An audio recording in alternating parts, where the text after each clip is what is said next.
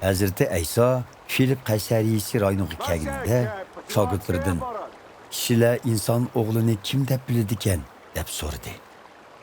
Shogirdlari ba'zilar sizni cho'mildirguchi Yahyo, ba'zilar İlyas payg'ambar va yana ba'zilar Yeremiya yoki boshqa qadimki payg'ambarlardan biri deb biladigan deb javob berdi. Hazreti İsa ulardan sizlarchu sizlar meni kim deb bilasizlar deb so'radi.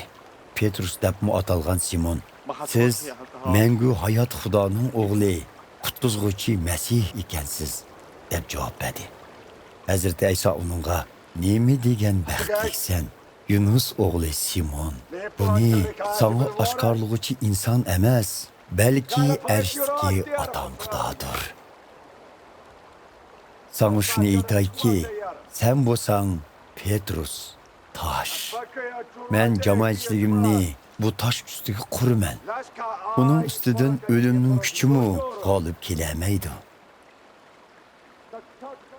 Erishning podshohligining oshqishlarini sana beraman. Sening yer yuzida yo'l qo'yganlaring erishdimi yo'l qo'yilib bo'lgan bo'ladi. Sening yer yuzida yo'l qo'ymaganlaring erishdimi yo'l qo'yilmagan bo'ldi dedi. Bu so'zlardan keyin Hazreti İsa shogirdlarga o'zining qutqizg'uchi Masih ekanligini hech kimga tilmaslikni topildi.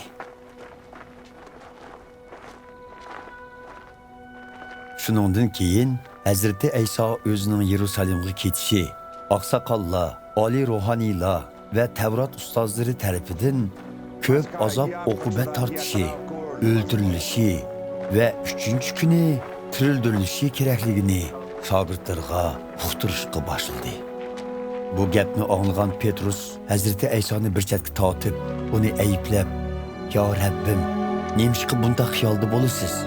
Beshingizga bunday ishlar asli kelmaydi" dedi. Lekin Hazreti İsa Petrusga qarab, "Yo'qol ko'zimdan. Shaytondek so'zlayapsan.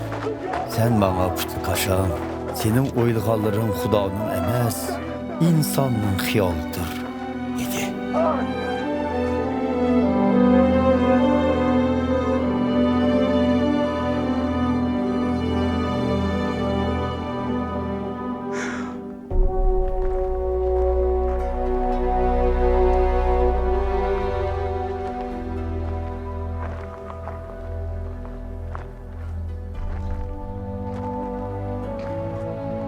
Keyin Hazreti İsa shogirdlarga bundoq dedi.